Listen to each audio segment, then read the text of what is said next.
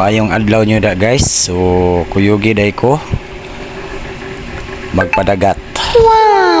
So ato ta sa tuwang dagat guys kay manguha ta og miteo para makalibre na sad ta og sudan guys. So mo ni amo ang mangroves diri guys ha.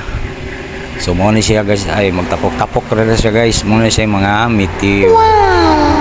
Flowing ang water, limpyo kaayo ang kinason. So mo ni siya miteo guys sa so pangpuniton na guys, maglingkod ra ka na diya guys. Nagtapok ra na siya, pilian lang na itong mga dagko-dagko. Di lang ito na ibili ng tanang mga gagmay guys, kay manilang puhon sunod na nasad tay mamu-mo.